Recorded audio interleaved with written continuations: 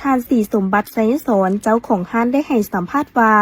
การตั้งซื้อห้านเจ้น้อยนาแม้นได้มาจากซื้อของลูกสาวเนื่องจากเป็นคนที่มากินข้าวปุ้นเจียวขิงเป็นพิเศษจึงเกิดแนวคิดนำสิ่งที่อยู่ใกล้ตัวและสิ่งที่หักมาพัฒนาเป็นธุรกิจครอบครัวการเลือกเปิดห้านอยู่สถานที่งานของตนเองเป็นการลดผ่อนต้นทุนค่าใช้จ่ายและเป็นจุดที่เหมาะสมเนื่องจากอยู่ใกล้วัดไห่คำเป็นบอนที่ประชาชนเข้าออกเป็นประจำมาเกือบป่าอยู่วัดแห่งนี้นับแต่เปิดให้บริการมาห้านข้าวปุ้นเจ้าขิงเจ้น้อยนาได้รับการต้อนรับจากลูกค้าเป็นอย่างดีโดยมีทั้งลูกค้าเก่าและใหม่ผู้ที่เดินทางผ่านไปมาแวะเข้ามารับประทานอย่างต่อเนื่องเฮ็ดให้ห้านสามารถมีรายได้ประจำและดำรงกิจการได้อย่างมั่นคงเฉพาะเมนูอาหารของห้านนอกจากข้าวปุ้นเจ้าขิงซึ่งเป็นเมนูหลักแล้วทางห้านยังมีอาหารตามสั่งอีกหลากหลายรายการเพื่อรองรับลูกค้านอกนั้นทางห้านยังให้ความสำคัญเป็นพิเศษโดยเฉพาะวัตถุดิบบ่ว่าจะเป็นประเภทปลาไก่และข้าวปุ้นแม้นต้องสดใหม่ทุกมื้อเพื่อรักษาคุณภาพและความสะอาดของห้านเจ้าสบายดีข้าพเจ้าชื่อศรีสมบัติไสยสอนเจ้าของห้านข้าวปุ้นเจ้าขิงไห่คำเนาะถือว่าเริ่มในการเปิดแรงบันดาลใจในการเปิดห้านข้าวปุ้นก็คือในช่วงโควิดเนาะถือว่าข้าพเจ้ามีโอกาสได้เฮ็ดศาลาตัวนั้นเนาะแล้ววันนี้แหละพอดีช่วงโควิดช่วงที่1และช่วงที่2ข้าเจ้าเปิดเนาะเปิดให้ไปแล้วข้าพเจ้าได้ไปก็มีโอกาสได้พาครอบครัวไปเล่นเนาะก็ไปกินข้าวปุ้นโยทินตมฮั่น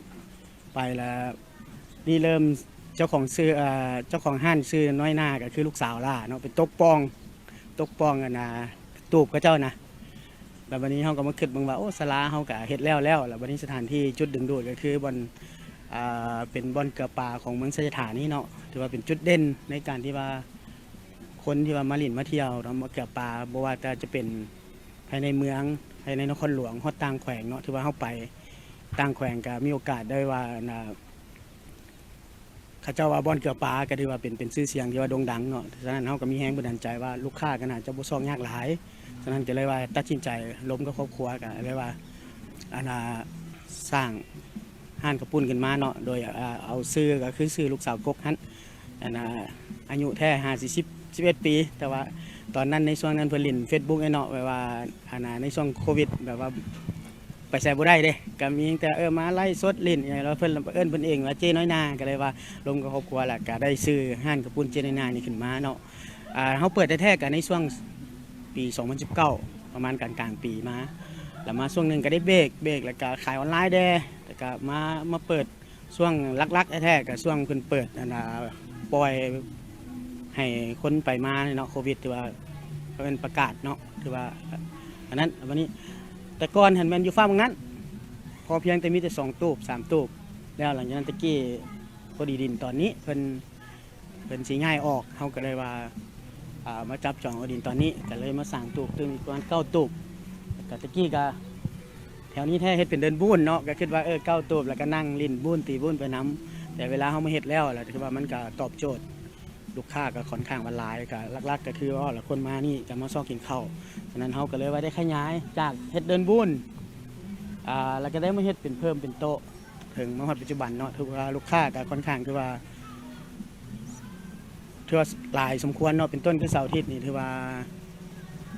จนว่ามุ้ยบนนั่งหมดแหละจนเต็มเนาะก็มีโอกาสได้จองได้โทรจองประมาณนั้นเนาะนอกเหนือจากข้าวปุ้นเจ้าขิงเขาจะมีอาหารตามสั่งเป็นข้าวจานเดียวก็มีแล้วก็เป็นตำหลักๆก็จะเป็นเน้นตำเนาะเพราะว่าคือช่วงหนึ่งจะมีปกติเขาก็ตำเจ้าขิงธรรมดาเนาะแล้วมียูทูบเบอร์บอกมาแต่ไทยเพิ่นมากินแล้วเพิ่นมารีวิวแล้วเดี๋ยวนี้จนกลายมาเป็นว่าตำเคจังประมาณนี้หลายๆคนจะมาถามว่ามาสั่งถามเป็นต้นเป็นทั้งฟังไทยเนาะฟังทางฟังพี่น้องของเฮามาสั่งตำเคจังพนักงานยังงงอยู่ว่าไปมาแล้วก็ว่าเป็นตำข้าวปุ้นเจ้าขิงฮั่นสำหรับวัตถุดิบเนาะของเฮาก็ถือว่าจะเน้นเลยเนาะเป็นต้นคือปลาเนาะหลักๆเมนูหลักของห้านเนาะคือข้าวปุ้นเจ้าขิงก็แม่นว่าเฉพาะปลาก็แม่นว่าเฮาจะสั่งมาแล้วมาขังไว้ไก่เฮาก็จะสั่งเป็นมื้อมาเช่นเดียวกันแล้วก็เมนูอื่นๆคือกันเฮาก็ให้ซื้อมีกำหนดว่าเมื่อแล้วก็คือเสาร์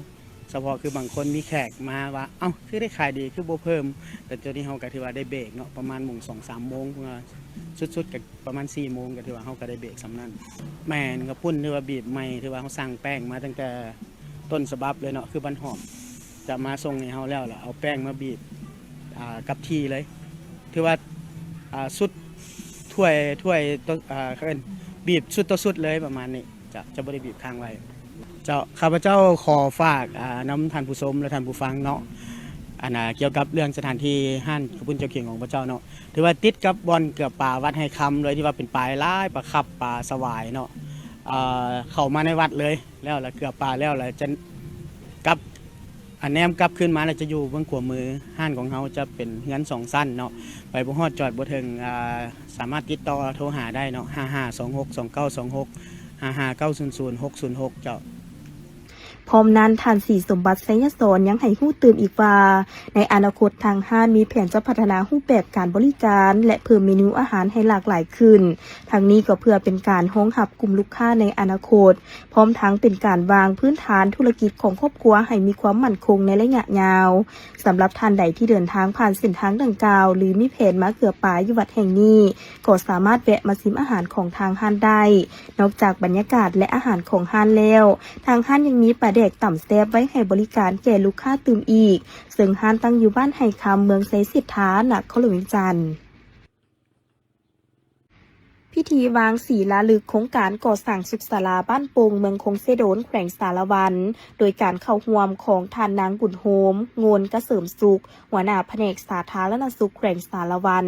ท่านวรรณโลนอินทพรเดชประธานคณะกรรมการปกครองเมืองคงเซโดนท่านโลหิตปัปปาเลขานุการเอกสถานทูตอินเดียประจำลาวมีข้าราชการที่เกี่ยวข้องขันแขวงขันเมืองตลอดฮอดอำนาจการปกครองบ้านประชาชนและบริษัททับเหมาก่อสร้างเข้าร่วมท่านนางบุญโฮมโงนกระเสริมสุขหัวหน้าแผนกสาธารณสุขแขวงได้รายงานว่าโครงการดังกล่าวได้รับทุนสนับสนุนรัฐบาลอินเดียภายใต้โครงการเห็นผลไว้ในขอบการร่วมมือแม่น้ำโขงแม่น้ำคงคามูลค่า 49,993 ดอลลาร์สหรัฐหรือประมาณ1 ตื้อกว่ากีบเป็นอาคารสั้นเดี่ยวถาวรมีขนาด 12x17 เมตรมี5 ห้องคือห้องประสูติห้องนอนคนเจ็บห้องแม่และเด็กห้องจ่ายยาห้องเฮ็ดเวียกและ2 ห้องน้ำได้เริ่มลงมือก่อสร้างมาแต่ต้นเดือนธันวาคม 2025และกำหนดเวลาการก่อสร้าง6 เดือนแม่นให้สำเร็จห้อยส่วนห้อยโดยแม่นบริษัทภักดีเจริญทรัพย์ก่อสร้างเป็นผู้รับผิดชอบในการดำเนินการก่อสร้างระยะผ่านมาสถานทูตอินเดียก็ได้ให้การสนับสนุนทุนในการสร้างอาคารประสูติอยู่สุขศาลาบ้านกะสะและสุขศาลาปึ่งขามเมืองสารวันมูลค่าเกือบ 50,000 ดอลลาร์และโครงการก่อสร้างสุขศาลาบ้านโป่งเมืองคงเซโดนก็เป็นอีกหนึ่งโครงการที่มีความสำคัญเพื่อยกสูงคุณภาพการบริการด้านสาธารณสุขในของเขตปกคลุมดังกล่าวและเฮ็ดให้พ่อแม่ประชาชนได้เข้าถึงการบริการอย่างทั่วถึงสุขศาลาบ้านโป่งสั่งตั้งขึ้นในปี 2021 ห่างจากเทศบาลเมือง 35 กิโลเมตรเป็นเส้นทางดินแดงสามารถเที่ยวได้แต่ละดูแลงซึ่งเขตสุขศาลาปกคลุมเอา3 บ้านคือบ้านโป่งปัดซุมและบ้านสะเทิมมีประชากร 3,629 คนหญิง 1,808 คนจากนั้นทานนางบุญโฮมโงนกระเสริมสุขทานวรรณโลนอินทพรเดชและทานโลหิตปับบาก็ได้ร่วมกันวางศิลาฤกษ์ดำเนินโครงการก่อสร้างสุขศาลาบ้านโป่งเมืองคงเซโดนอย่างเป็นทางการและเยี่ยมชมเบิงบรรดากิจกรรมหน้าเวียกที่จะได้ดำเนินไปตามแผนโครงสร้างอาคารสุขศาลาหลังใหม่พิธีได้จัดขึ้นที่โรงเรียนดังกล่าวโดยการเข้าร่วมของท่านคำสวรรค์โคตรไซประธานคณะกรรมการปกครองเมืองไซสิทธาท่านบุญทันแสงมณีห้องหัวหน้าแผนกศึกษาธิการและกีฬานครหลวงวิจันทร์และท่านนางบัวลุนลินทวงศ์ผู้อำนวยการโรงเรียนศรีหาวงศ์วิทยาพร้อมด้วยคณะอำนวยการแขกถึกเซินต่างหน้าจากโรงเรียนอ้อมขังและภาคส่วนที่เกี่ยวข้องเข้าร่วมท่านสมประดิษฐ์ศรีหาวงศ์ห้องผู้อำนวยการโรงเรียนศรีหาวงศ์วิทยาได้ผ่านบทรายงานการสร้างโรงเรียนตัวแบบคุณภาพของโรงเรียนว่าโ โรงเรียนเลี้ยงเด็กอนุบาลศรีหาวงศ์วิทยาเป็นอาคารถาวรเฉพาะเลี้ยงเด็กอนุบาลจำนวน2หลังเป็นอาคาร1ชั้น1หลังมีอาคาร2ชั้น1หลังมีห้องเรียนทั้งหมด10ห้องนำไส้เป็นห้องเลี้ยงเด็ก2ห้องห้องอนุบาล7ห้องห้องการ1ห้องในสุขเรียน2025หา2026มีพนักงานครูอาจารย์42คนหญิง33คนนักเรียน198คนหญิง89คนและสุขเรียน2024หา2025นักเรียนสอบเสียงจบชั้นอนุบาล3จำนวน53น้องการจัดตั้งปฏิบัติโครงการสร้างโรงเรียนตัวแบบคุณภาพชั้นอนุบาลเพื่อสร้างพื้นฐานการพัฒนาเด็กก่อนวัยเรียนให้มีคุณภาพและมีความพร้อมแบบรอบด้านทั้ง5ด้านทางโรงเรียนจึงได้เอาใจใส่ปรับปรุงและพัฒนาการเรียนการสอนตามมาตรฐานและตรวจชี้วัดที่ได้กำหนดไว้ในการประกันคุณภาพการศึกษาก่อนวัยเรียนซึ่งมีผลสำเร็จหลายด้านเป็นต้นทางด้านผู้เรียน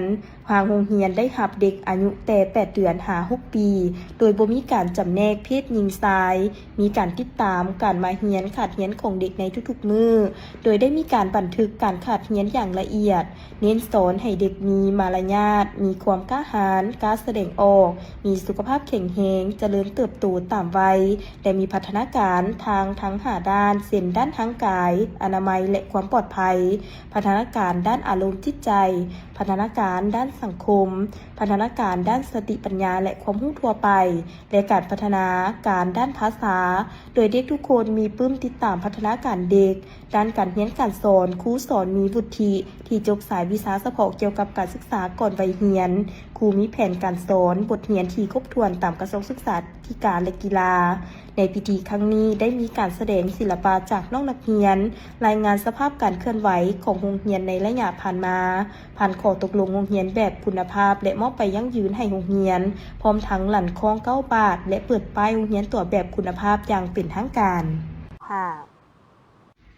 กองประชุมดังกล่าวได้จัดขึ้นในวันที่13 มังกร 2026ที่ห้องประชุมของตนโดยการเป็นประธานของสหายเหล่งทรงตรงศรีคณะประจำพรรคแขวงเลขาหน่วยพรรคประธานแนวเล้าสั่งศาสตร์แขวงไซสมบูรณ์มีห้องเลขาหน่วยพรรคพร้อมด้วยคณะประเมินขันแขวงตลอดฮอดสมาชิกพรรคภายในหน่วยเข้าร่วมโอกาสดังกล่าวประธานได้มีคำเห็นชี้นำต่อกองประชุม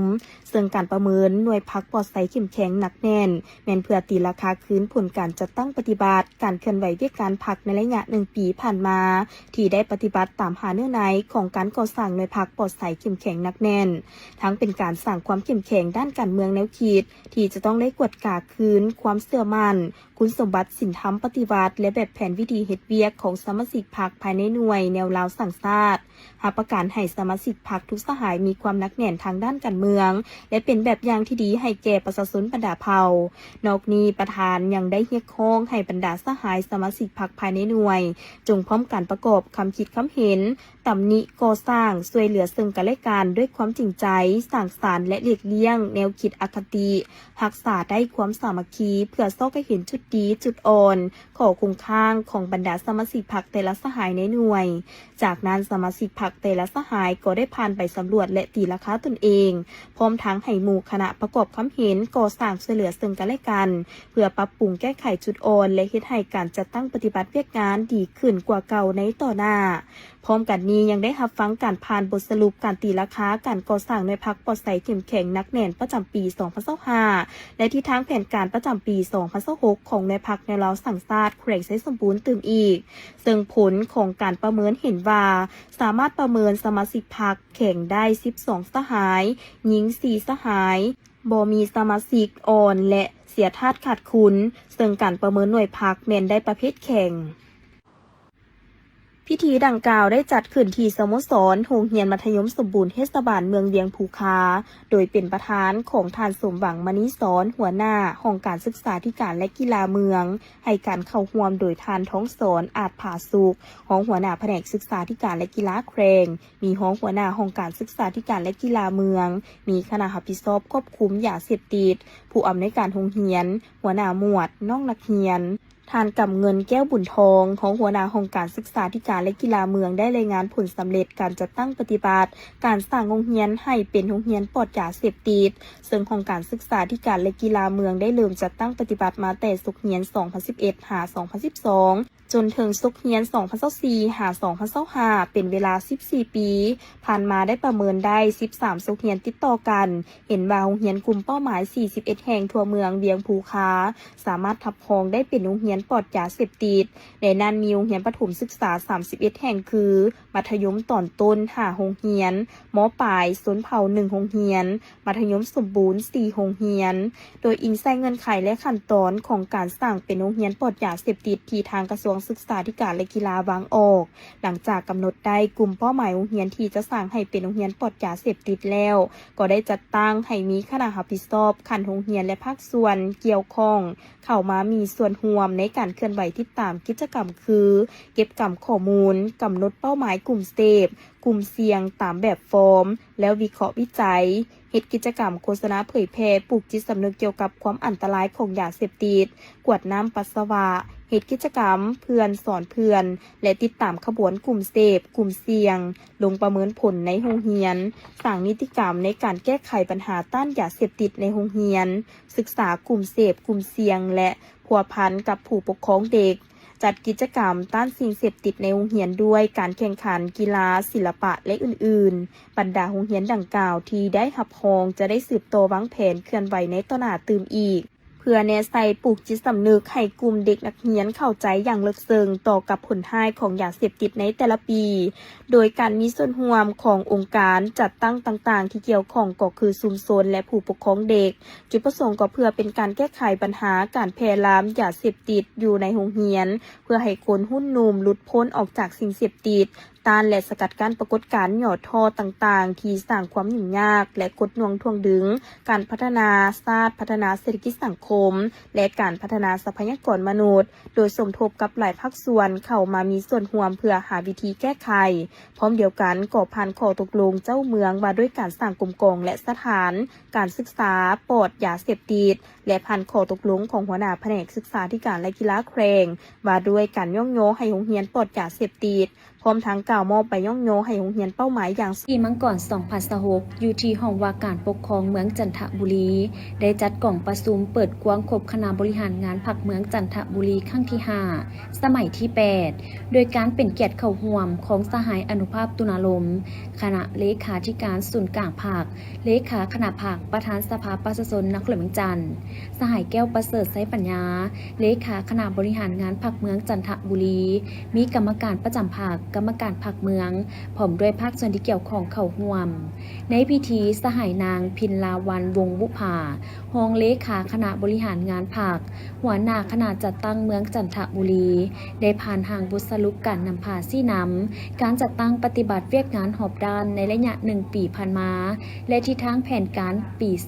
2026ซึ่ง1 ปีผ่านมาได้นำพาซี่นำการประเมินผลหน่วยผักปลอดไซเข้มแข็งนักแน่นประจำปี 2025ของคณะผักภาคฐานห้องการหน่วยผักภาคฐานห้องการและหน่วยผักภาคฐานบ้านสำเร็จ1ห้อยส่วนห้อยได้รับเอามหาชนก้าวหน้าเข้าพักสำฮองและเลื่อนจากสำฮองขึ้นเป็นสมาชิกพักสมบูรณ์22สหายและเปิดเรียนกฎระเบียบพักให้มหาชนก้าวหน้าที่จะขยายเข้าพัก34สหายได้นำพาเวียกงานเดินสำรวจพลเมืองและที่อยู่อาศัยครั้งที่ 5 ปี 2025จำนวน90เขตสำเร็จ1ห้อยส่วนห้อยได้นำพาซี่น้ำการพัฒนาพื้นฐานโครงล่างร่วมกับกรมสร้างแสงกระทรวงป้องกันประเทศและแผนกโยธาธิการและขนส่งนครหลวงเมืองจันทร์ก่อสร้างทางเบตงจำนวน14เส้นยาว 5,990 เมตรมูลค่า12ตื้อกว่ากีบปัจจุบันจัดตั้งปฏิบัติสำเร็จ1ห้อยส่วนห้อยได้นำพาซี่น้ำสร้างกระบวนการอนามัยประดับประดาตัวเมืองเพื่อคำนับสมเสยต้อนรับวันสำคัญของชาติของภาคพร้อมนี้ยังได้นำพาเวียกงานป้องกันชาติป้องกันความสงบซึ่งผ่านมามีคดีอาญาเกิดขึ้น156เรื่องแก้ไขได้122เรื่องกักตัวผู้ต้องหาได้289คนผลเสียหายรถใหญ่1คันลดจาก68คันขำหูประพันธ์25บาทและเงินจำนวนหนึ่งนอกจากนี้ยังแก้ไขยาเสพติดได้47เรื่องมีของกลางยาบ้า 15,783 เม็ด ยาไอซ์26.5 กิโลและอื่นๆ ได้ขนครัวสั่งตาแสงจำนวน 3 ตาแสง แต่งตั้งคณะรับผิดชอบและแบ่งความรับผิดชอบให้คณะ ได้ขนครัวแบ่งจำนวนขอบเขตและสื่อตาแสง รวมทั้งเสื่อมซึมนิติกรรมต่างๆ เกี่ยวกับการสร้างตาแสงสำหรับขันเมือง และขันบ้านสำเร็จ1ห้อยส่วนห้อย ปัจจุบันได้นำเสนอขันนครเมืองจันทร์พิจารณาอนุมัติหับห้องสื่อในท้ายทิศผ่านมานี้ซึ่งนำโดยทานศรีวิไสบุญสวัสดิ์ของหัวหน้าแผนกกสิกรรมและสิ่งแวดล้อมแขวงอุดมไซได้ลงเคลื่อนไหวเผยแพร่บรรดานิติกรรมที่เกี่ยวข้องกับการขึ้นทะเบียนอาหารสัตว์อยู่โรงงานผลิตอาหารสัตว์ไซมิงเมืองโดยมีทานลิวเหยินมิงประธานบริษัทไซมิงเมืองพัฒนากสิกรรมขาออกขาเข้าจำกัดผู้เดียวพร้อมด้วยวิชาการให้การต้อนรับการลงเผยแพร่บรรดานิติกรรมดังกล่าวนี้เพื่อเฮ็ดให้โรงงานหัวอาหารสัตว์ไซมิงเมืองรับรู้และเข้าใจอย่างละเอียดจะแจ้งต่อกับเนื้อในความหมายความสำคัญของนิติกรรมเกี่ยวกับการขึ้นทะเบียนอาหารสัตว์รูปแบบวิธีการและขั้นตอนต่างๆในการหั่งหากะเกียมและสั่งรวมข้อมูลเพื่อประกอบเข้าในการดำเนินขบวนการขึ้นทะเบียนอาหารสัตว์ของตนเองให้ถูกต้องตามระเบียบการก็คือดำรัสของรัฐบาลว่าด้วยอาหารสัตว์แนะนำอธิบายลงลึกแต่ละเนื้อในเป็นต้นแมนความเข้าใจเกี่ยวกับบรรดามาตรฐานเซนมาตรฐานทางของโรงงานผลิตอาหารสัตว์คุณภาพความปลอดภัยของอาหารสัตว์มาตรการในการดำเนินการผลิตการจำหน่ายการนำเข้าวัตถุดิบการส่งออกผลิตภัณฑ์การรายงานข้อมูลต่อแขนงการเกี่ยวของแต่ละขั้นมาตรการและข้อห้ามต่างๆพร้อมทั้งได้มีการสาธิตการจัดตั้งปฏิบัติตามขั้นตอนการขึ้นทะเบียนอาหารสัตว์ในบางขั้นตอนโรงงานผลิตอาหารสัตว์ไซมิงเมืองเริ่มต้นทดลองการผลิตอาหารสัตว์มาในปี 2025 ผ่านมาโรงงานมีกำลังแหงในการผลิต 60,000 ต้นต่อปีซึ่งประกอบมีอาหารหมูเป็ดไก่ปลาและได้ผลิตตามสูตรเฉพาะของตนทั้งหมด9สูตรและผ่านการลงติดตามกฎกาของแขนงการเกี่ยวข้องต่อกับขบวนการผลิตพร้อมทางนำเอาตัวอย่างอาหารสัตว์ไปวิเคราะห์วิจัยเห็นว่าอาหารสัตว์อยู่โรงงานดังกล่าวแม่นอยู่ในเกณฑ์มาตรฐานที่กรมเลี้ยงสัตว์และการประมงกำหนดไว้ดังนั้นการลงเคลื่อนไหวของกรมเลี้ยงสัตว์และการประมงรวมกับแผนกกสิกรรมและสิ่งแวดล้อมแขวงอุดมไซ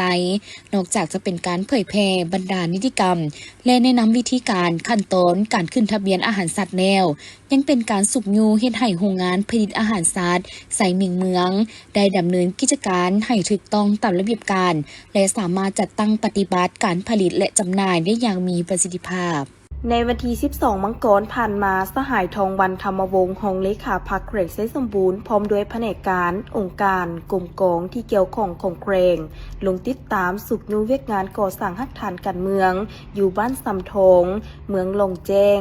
มีสหายเวิ้นโจรวงภูมิรองเลขาพรรคเมืองหลงแจ้ง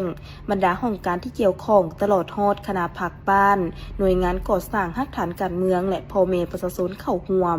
การลงติดตามสุกยูในครั้งนี้สหายทองวันธรรมวงศ์พร้อมด้วยพรรคส่วนที่เกี่ยวข้องของแขวงเมืองและบ้านได้ลงติดตามกวดกาเวียกงานพัฒนาชนบทเป็นต้นเส้นทางแต่บ้านหลงแจ้งหาบ้านสำโทง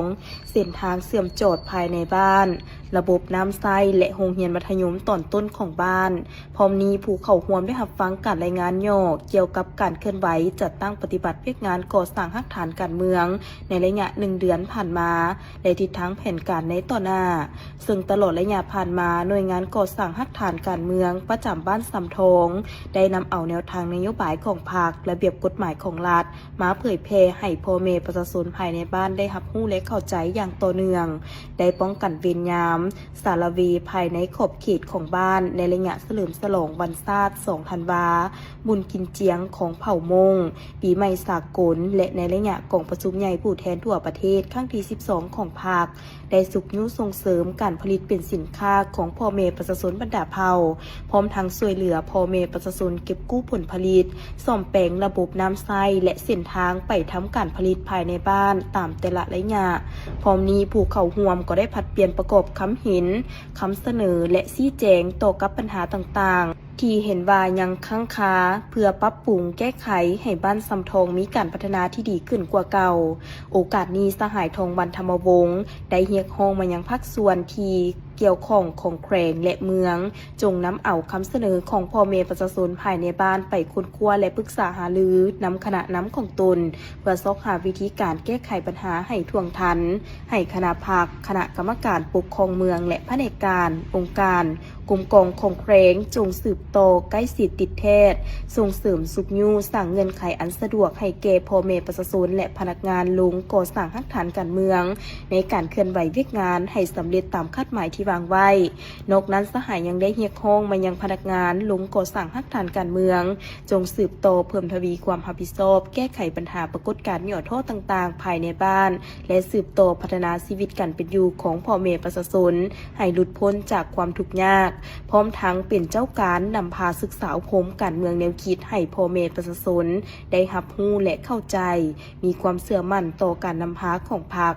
จากนั้นคณะยังได้มอบเครื่องอุปโภคบริโภคและเงินจำนวนหนึ่งสุขยุครอบครัวทุกข์ยากและหน่วยงานก่อสร้างหักฐานการเมืองประจำบ้านซำทองตึงอีกพิธีมอบหน้าที่หัวหน้าคณะโฆษณาอบรมแขวงอัตตปือระหว่างปริญญาเอกคอนสง่าพิมพ์มสอนหัวหน้าคณะโฆษณาอบรมแขวงผู้เก่ากับทานกงจักรศรีสวัสดิ์หัวหน้าคณะโฆษณาอบรมแขวงผู้ใหม่ได้จัดขึ้นในวันที่13มังกร2026ที่ผ่านมาที่ห้องประชุมคณะโฆษณาอบรมแขวงโดยการเข้าร่วมของท่านนางมีนาพรไซสมพูรองเลขาพรรคแขวงมีคณะการที่เกี่ยวข้องของแขวงเมืองเข้าร่วมในพิธีปริญญาเอกคอนสง่าพิมพ์มสอนหัวหน้าคณะโฆษณาอบรมแขวงผู้เก่าได้ผ่านบทสรุปการนำพาซี่น้ำเวียงงานหอบด้านในระยะผ่านมาจากนั้นในพิธียังได้มีการเซ็นบทบันทึกมอบหน้าที่กันอย่างเป็นทางการโอกาสดังกล่าวท่านนางมีนาพรไซสมพูได้มีคำเห็นโอ้ลมโดยยกให้เห็นถึงความจำเป็นของการมอบหน้าที่หัวหน้าคณะโฆษณาอบรมแขวงอัตตปือเถื่อนี้เป็นการสับเปลี่ยนยกย้ายหน้าที่เวียกงานที่เป็นเวียกปกติของภาครัฐเพื่อตอบสนองกับความเรียกร้องต้องการของหน้าที่การเมืองในระยะใหม่พร้อมนั้นท่านยังได้เน้นหนักให้หัวหน้าคณะโฆษณาอบรมแขวงผู้ใหม่จงสืบต่อเสริมขยายหมู่เสื้อความสามัคคียกสูงความรับผิดชอบในการปฏิบัติภารบทบาท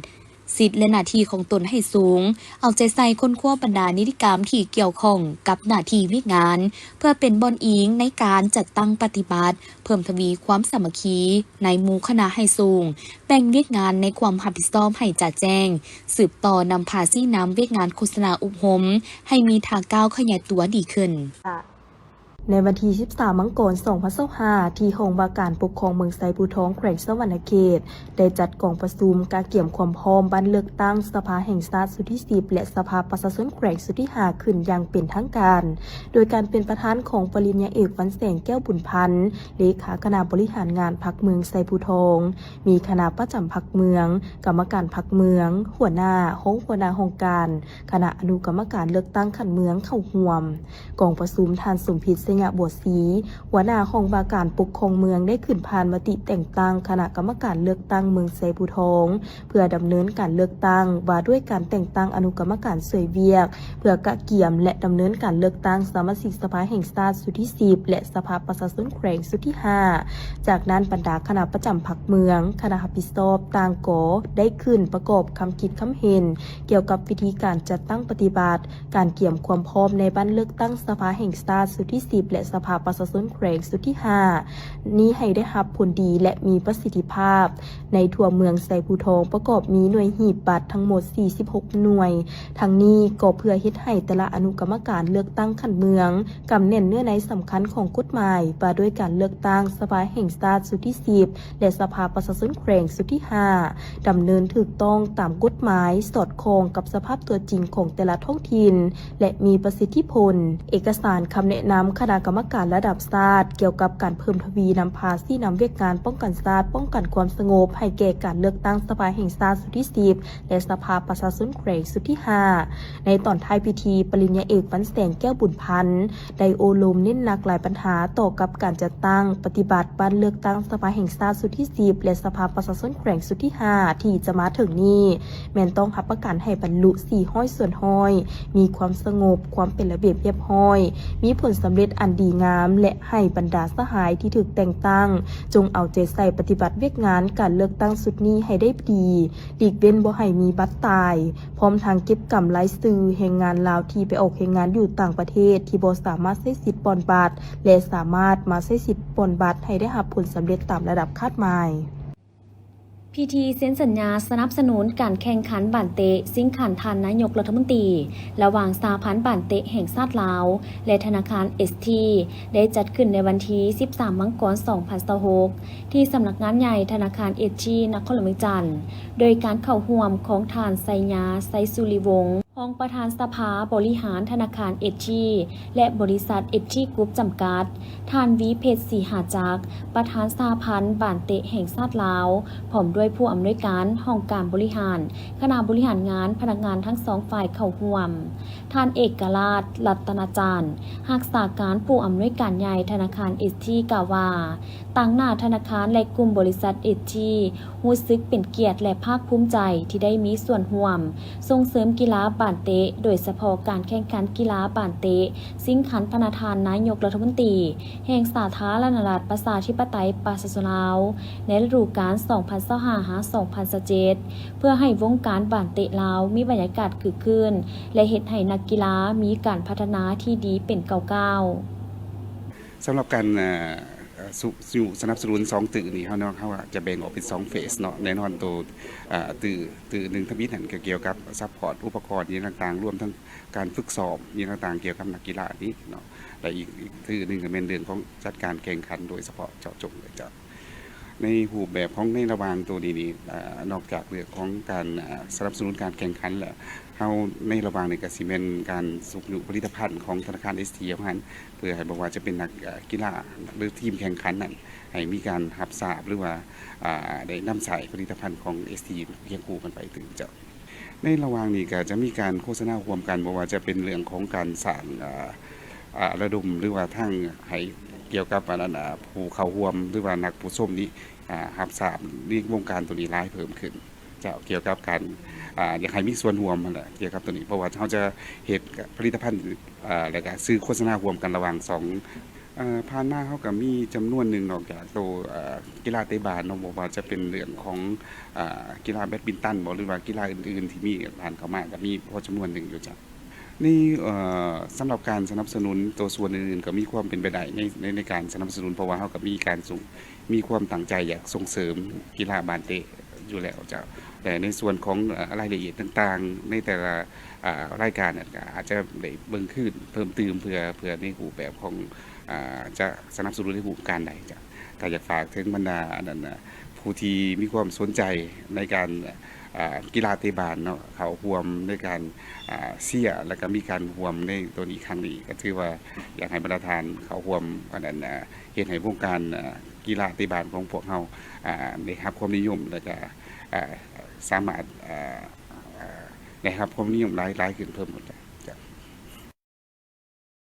พร้อมนี้ทานวีเพชรศรีหาจักรก็ได้ให้สัมภาษณ์ว่ารายการแข่งขันบันเตะซิ่งขันพนาธานนายกรัฐมนตรีเป็นเวทีที่มีความหมายความสำคัญที่สุดรายการหนึ่งที่ได้สั่งรวมเอาบรรดาสโมสรบันเตะจากลาวลีก1และตัวแทนจากลาวลีก2ของบรรดาแขวงซึ่งมีจุดประสงค์ส่งเสริมความสามัคคีน้ำใจนักกีฬาและการพัฒนานักกีฬาหุ่นใหม่เจ้าสบายดี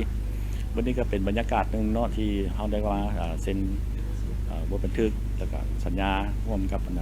ธนาคาร ST Group และกับบริษัท ST Group เพื่อการสนับสนุนการแข่งขันกีฬาบันเตะขันนายกรัฐมนตรีฤดูกาล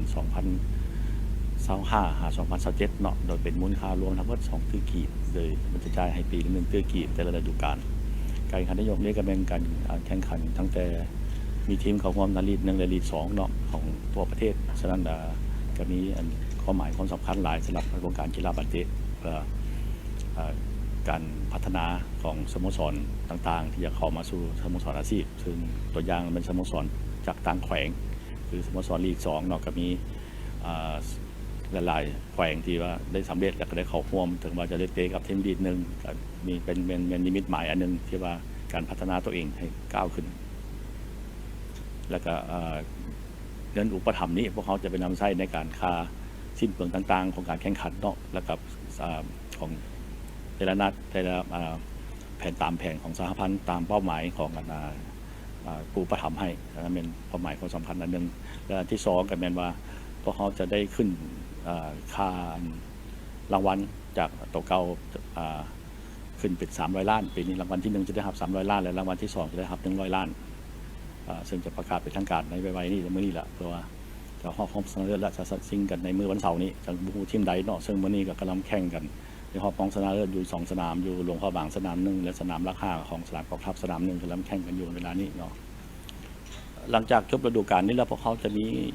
การสังรวมคืนเนาะเพราะว่ามีบางแขวงเก่าบ่สามารถเข้าร่วมได้ยังมีหลายแขวงอยู่ซึ่งในนี้ก็เป็นพวกเขาอยากให้เบิดทุกแขวงมีส่วนร่วมกับพวกเขาในการแข่งขันกับซึ่งแข่งที่เขาร่วมกับยังถือว่ามีแต่6 แขวงที่เขาร่วมปัจจุบันนี้ยังบ่ทันครบเบิดจาก17 แขวงครับพวกเขานั้นต้องการเพิ่มอยู่ฉะนั้นจึงจะหลังจากจบฤดูกาลปีนี้แล้วจะมีกองผสมกีฬาบาสเกตทั่วประเทศพวกเขาจะสั่งรวมว่ากันอยู่ของกองผสมกีฬาบาสเกตทั่วประเทศในอาทิตย์หน้าแล้วจะพิจารณาในฤดูกาลต่อไปว่าที่ใดต่อเนาะการที่จะเอานักกีฬาปัจจุบันนี้ใช่หมายความว่าให้นักกีฬาสัญชาติลาวเท่านั้นเนาะลงแข่งใน